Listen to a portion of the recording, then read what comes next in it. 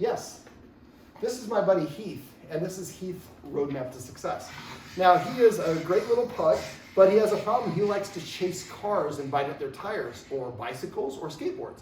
The video above will articulate how to use a counter conditioning desensitization exercise to stop him from doing that. Now, when you're doing that, make sure that the most important thing, you're going at his pace. If you do it right, he should not react at all. So don't push too much. It's just a common mistake everybody does because we want to make the faster progress. But if he has like 18 successful repetitions, his last one is not, the last rep is the most important. So make sure the last one is a positive one. But if you see that he's starting to get tired or winded, next time he has a good one, stop. And don't hold out for more and more good ones. It's better to end on a high note. Not just for this, but for anything in terms of dog training or behavior. Okay, so if you have questions on that video, let me know. I'm going to kind of summarize the stuff we talked about the rest of the session. So the first thing we talked about was marker words. The marker word the Guardian decided to use for him is sit, or actually I'm just thinking she should sit, is yes. So we did a loading exercise, yes, and then give the dog the treat. They don't have to sit, lay down, look at you, and they don't even know the treat's coming at first. So you say sit, and then, or yes, and then you put that treat in their mouth. So yes, we need to make sure we're saying it yes and not yes. See how you look different there? As the dog's hear inflection. So by the time you watch this video, you should have already done this. I want you tonight, after I leave, about an hour, grab some of these treats, walk around your house. Yes, give them a treat. Yes, give a treat. Walk room to room. Do about 12 treats. Do it again twice tomorrow morning. Once tomorrow morning, once midday, maybe once in the evening. You should never have to do it again. I would also do it on this landing, that landing, and the bottom as well. And you might try to do it a little bit on walks, provided there's no distractions. For the loading, all we want them to do is, when I hear yes, it means I'm going to get a treat within 2 seconds. And so that makes a classically conditioned response. So then what we want to do is use that to help the dog understand what it did, what we wanted. So if he sits down, I would say yes, and then give him a treat. So when the butt hits the ground, that's when I said yes. You almost never say yes as you give the treat, unless it's like, because yes is to indicate you did what I wanted. If the goal is to get a treat on the ground, like the cookie in the corner exercise I showed you, that's different. That's a very, very rare exception. We say the marker word at the time they get the treat. Usually it's marker word followed by a treat. And the marker word comes at the instant the dog does the thing you want, unless the thing you want has duration, like potty, then I say the marker word at the conclusion of potty. All right, now we also went over cues, or command words, as we used to call them. And a cue is a directive. If you sit, I will give you a treat. So the way I do this is, I'll show you real quick if I want to transition. All dogs learn from a lure first.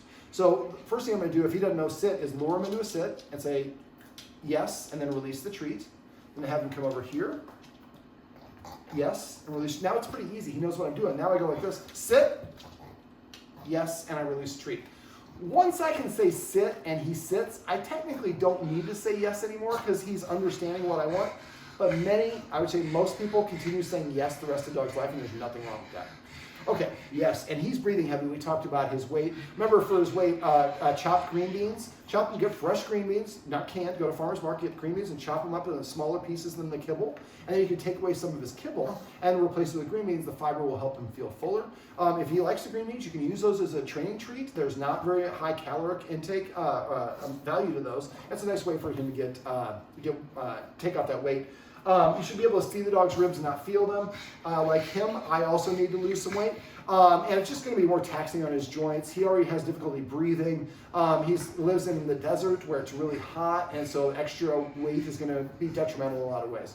Also, his Guardian, I think, was probably feeding a little bit much, so you might want to talk to your vet and say, look, this is what I'm feeding. I'm feeding this amount. Right now, how much does he weigh? About 25 pounds? And he gets paid, currently getting fed 2 cups a day. I have a Dalmatian that weighs almost 60 pounds, and I feed him 3 cups a day, and he weighs 3 times what she does. So I would guess she probably needs to get fed anywhere from about a cup and a quarter to a cup and a half, cup and a third a day, but probably closer to a cup and a half, cup and a quarter. It'll be a progress, just like us. It's not good to take off too much weight all at once, but green beans will help. Increasing exercise at the same time we're monitoring the dog's food can also help for that sort of situation. Yes, I know. So for the barking, I recommend the Guardian does a little bit of management or maintenance and just covering the bottom portion of the window with white paper. And really, most people shouldn't even be able to see it from the street. And that way, when he goes to the window, he can't see anybody he's barking at goes away. That takes away a little validation. All right, we also went over hand targeting. So remember, when you chop, you're going to say, hey, boop. My hand's frozen, I take the treat. Yes, when he touches my nose, then I put the treat on my hand, he gets it off my hand. And after a while, it looks like you have the force.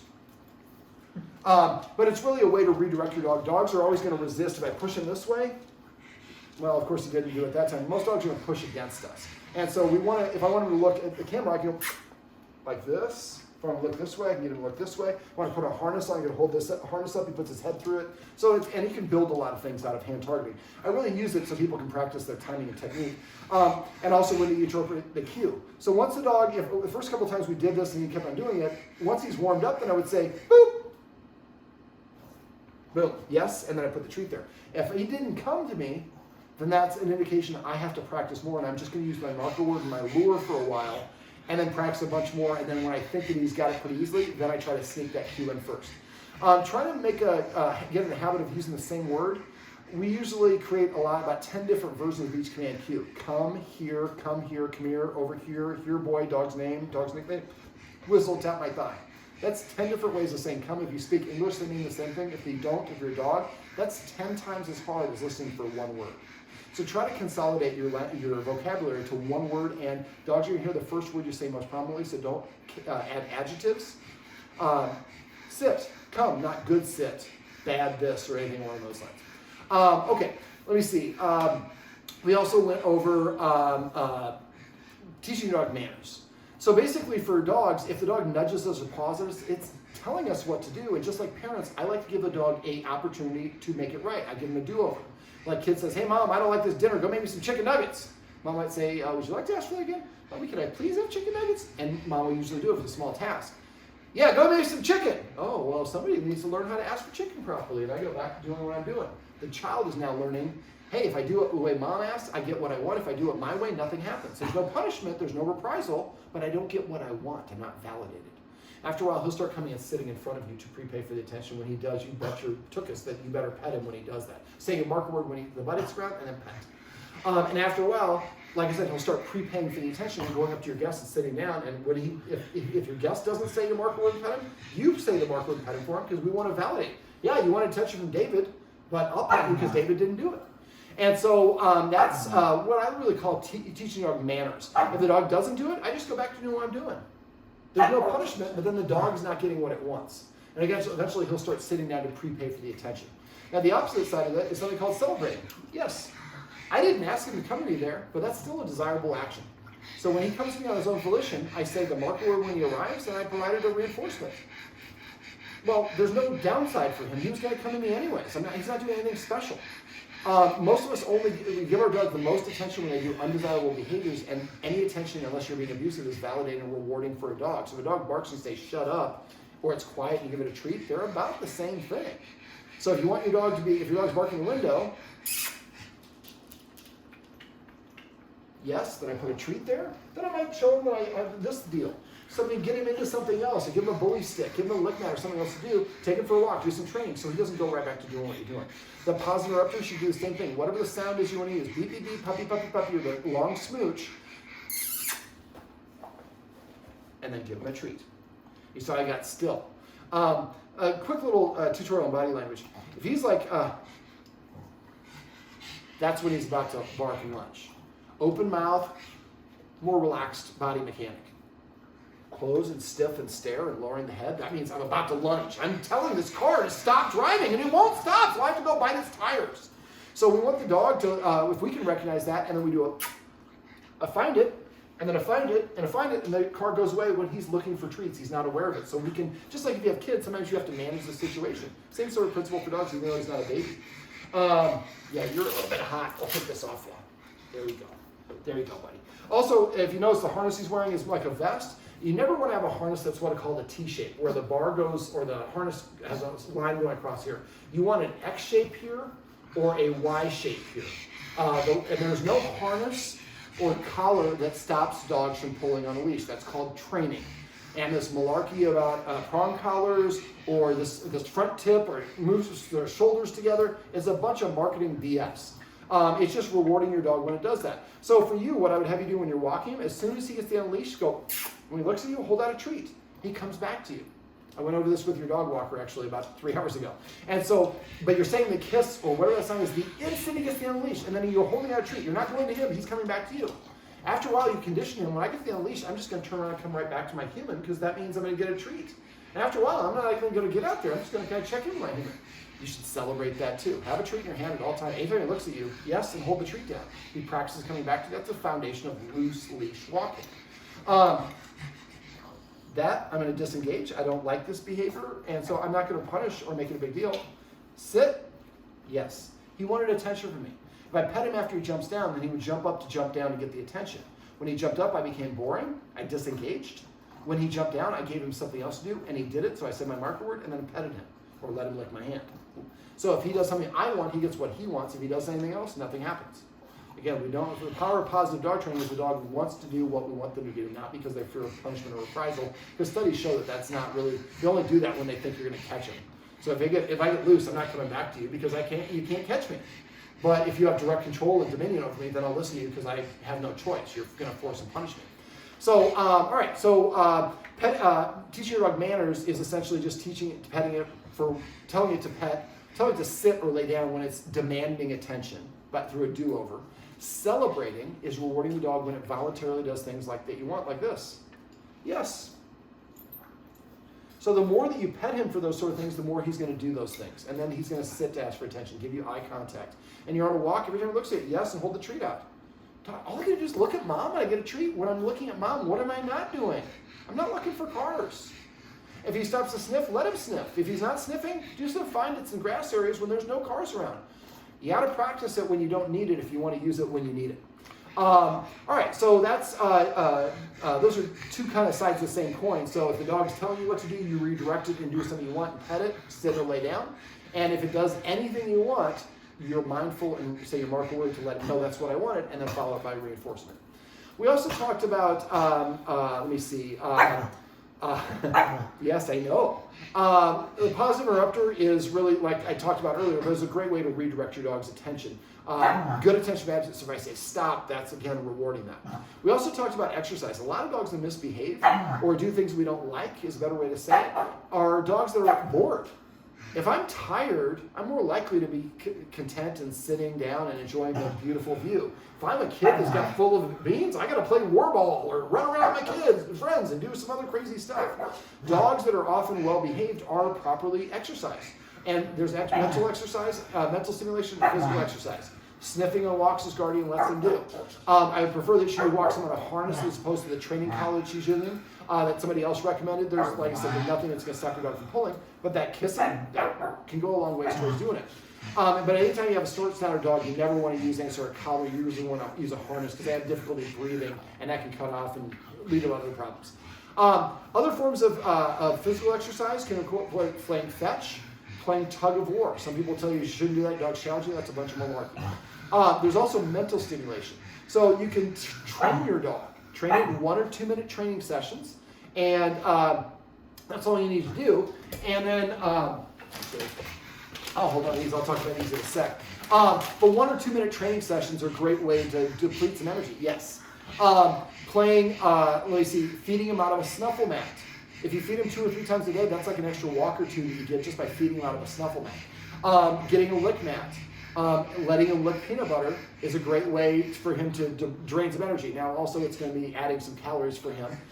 Nice. Or yes, I'm sorry, that's your word. But it's something to do. Chewing and licking release endorphins. So if there's somebody who comes over, he's uncomfortable, try to give him something to chew or lick so that he's having a good association with those people. Try to come up with a rhythm. And then we also went over cookie in the corner. So I say, find it as I throw a treat. When he licks it up, I say yes, and then I say here. He came back to me and got a treat. And when he got here, I said yes, then I gave him the treat. So we're combining 2 exercises together.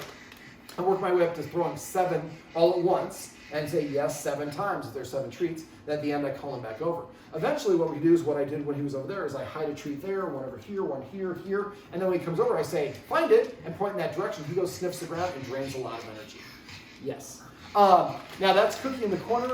That is an introduction to scent game. So now find it means go look for things, and that can help you with what we talked about in the video above, throwing the treats in the grass.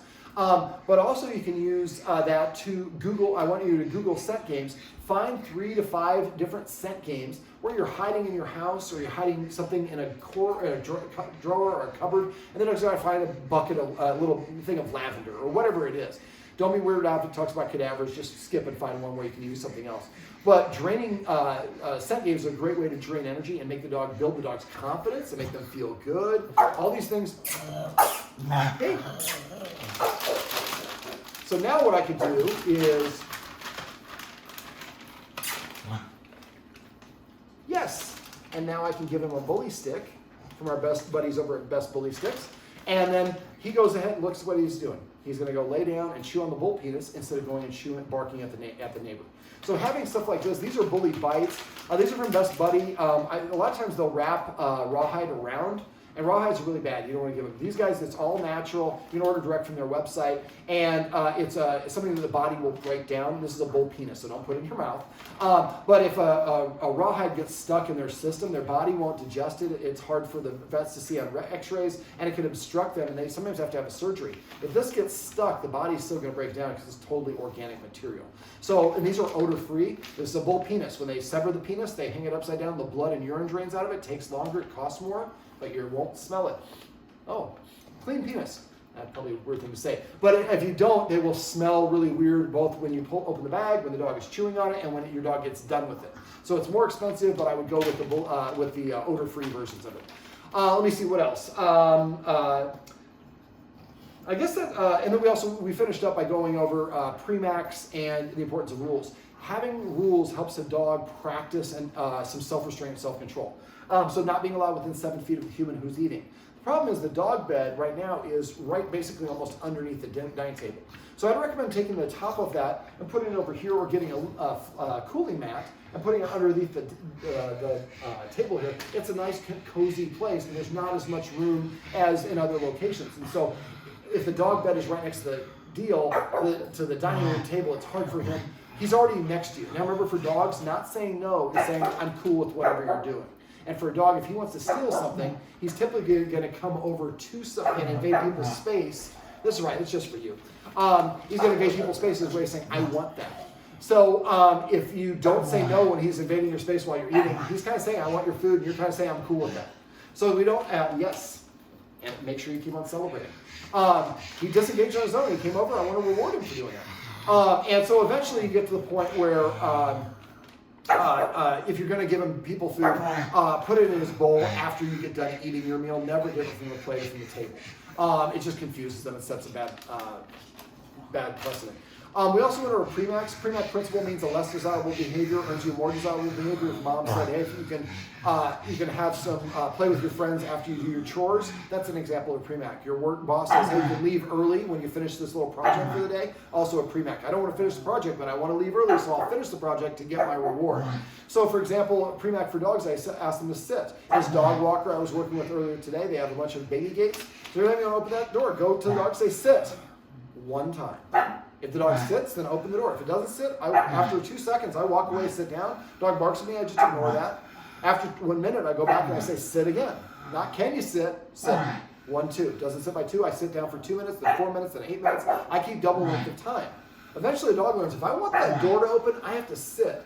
Sitting is a little bit of a more subordinate position. I don't want to say submissive because that's not what I mean. But it kind of, if I don't feel comfortable around somebody, I'm not going to go sit next to them. So sitting can be an indicator for that, but also it takes a little self-control. If I'm really basket case, want to go outside for a walk and I can't even sit at the door, I'm going to be worse behaved when I get outside. So if you help him practice sitting down and he gets used to that before we open and get the door opens, then he gets more and more comfortable with that, and he's more practiced, and it's easier to get him to do it. So try to find a couple of rules that you can incorporate. Remember, rule is something he likes to do, wants to do, has the ability to do, but doesn't do without your invitation or permission, like not peeing or pooping in the house. So eventually teaching him, and that exercise will help you with the door. So for the door, what I would do is kind of a version of what I showed you in the kitchen. So go down to where the door is, tell him to sit, and I would have him sit far enough away where he can open the door and he doesn't have to move. So tell him to sit, and if this is the doorknob, I would say sit, and then I reach my hand a little bit, pull my hand back as long as he didn't get up, and say yes, and give him a treat. Next time I reach this far, yes, treat. Then I'm touching it, yes, treat. Now I'm jiggling it, yes, treat. Now I'm turning the handle, And I don't open the door. Yes, treat. I open the door half an inch. Close it. Yes, treat. So you're going very, very slow steps, and we're saying yes, you're doing what I want, which is not running through the door. And it might take several practice sessions. I usually practice about 1 or 2 minute times each time. And you can use this kibble for training. I know there's a lot of people who don't feed their dog out of bowls. All their food comes from training. Wouldn't be the worst thing in the world. So eventually it gets to the point where you open the door a half an inch and close it. Now for you, I would probably have the leash so you can step on the leash if you does run out because it's dangerous. We're by a busy street. But eventually you open it 1 inch, 2 inch, 3 inch. Eventually you open that door, and eventually, just like the video I'm talking about, we're opening it, right? First we're opening it like this speed, all the way. But again, at first it's only 1 inch and then 2 inches, but eventually when I open the whole thing, it's very slow. And then next time I do it faster, boom, I put a hole in the wall. So I was like, okay, can we go outside? And when you're ready for him to go outside, then I would come up with a word that means like, let's go. And once he's here, I'd say, let's go, throw the treat outside, and then he runs through the door. So now I've created let's go means to go through the portal. Whatever the word is you want to use. I usually say let's go every time we start walking. That's a movement directive. So I might say like freedom, Okoboji, Maui, your favorite location, or adventure time, and then you go out for a walk or whatever it is. Well, try to use some fun expressions. Dogs are one of the few animals who can read a human facial expression. If they do recognize if we're smiling. So if I want my dog to lay down, I don't say lay down, I say crash. My clutch flops down. Most people do what Guardian is doing, is smiling right now. That motivates him to want to do that. Now, you don't do it for everything, but for some things like my dog bed, I have one dog bed, it's called Jamaica, because I've always wanted to go to Jamaica. The dog bed in my living room is called Venice, because I live in Santa Monica. So I say Venice, the dog gets up in my office and goes and lays down in the dog bed in the other room. So having that designation is helpful, and the way I assign that cue is every time he went to the dog bed, say yes and give him a pet or a treat. After a while, I recognize he's going to walk and go lay on the dog bed. I would say Venice, and then he was going to do it anyways. I say the mark word and reward, and now I can say Venice, and he goes to the location. So those are the sort of things that are helpful. The more vocabulary that a dog knows, the more confident a dog is, the less reactive they are, just like us. When our life is in an upheaval, everything bothers us. Things are going great, we're confident in ourselves. Somebody hits your car, it's like, hey man, that's what we have insurance for, don't worry about it. If I can't afford my deductibles, somebody's like, what am I going to do? I'm going to be out of work, and you freak out. And a lot of dog anxiety is coming from a lack of confidence. So teach him new skills and cues. I didn't ask the Guardian off camera, but usually I want dogs to have at least 10 unique specific skills or cues. Sit, lay down, come, go to the dog bed, roll over, touch, hand target, whatever it is. Just like us, the more things we learn, the better we feel about ourselves. We also talked about dog consent, so remember to pet him under his chin, on his chest, or his shoulders, and try to avoid reaching over the head. See how he's kind of ducking away? Now, I've given him a lot of treats, so he's not bad, but a lot of dogs don't. That was kind of a cutoff signal. Cutoff signal is turning the head, lowering the head, backing away, refusing to come. And if I want to pet a dog, what I do is I hold my hand out, I stop about 1 inch or 2 in front of their nose, I let the dog initiate the contact. If it doesn't, I pull my hand back, and then that way the dog's like, if I turn my head or I don't engage, people won't try to pet me. I don't have to nip at them. And then if you get somebody that, I got a pet, I used to have a pug, and he doesn't want to be petted by that person, that can create a bite. So the one thing I've learned is the only thing that works consistently well, he has ringworm, it's contagious for humans, and that's nobody should pet him. Why are you walking your dog, man? They walk away. If you say, hey, he'll bite you, why did your dog bite me? Because I told you that he was going to bite you. He's a fearful dog, and you didn't listen. So front-facing is confrontational. So if you want to meet, or say he doesn't feel comfortable, have people turn sideways and lower themselves. See how he came over to me on his own? The lower I am, the less authority I have. This is confrontational. This is approachable to the sides. Behind you, you're defenseless. Dog that'll bite you will often bite you when you turn your back to him. So you turn sideways, take a step, pause, take another step. If you ever confront a dog that's challenging you and growling at you, you turn your sideways to say, I'm not challenging you, and then I acknowledge what you're saying, but if you run, they'll chase you. So I take one step, pause. One step, pause. The dog is accomplishing what, that person listening is not going, he's going off the yard. And so, in case you ever get caught with the dog. All right, hey buddy. I'm going to call you Maui. I usually am teaching puppy class right now with the German Shepherd named Maui. Hey buddy, sit. Yes.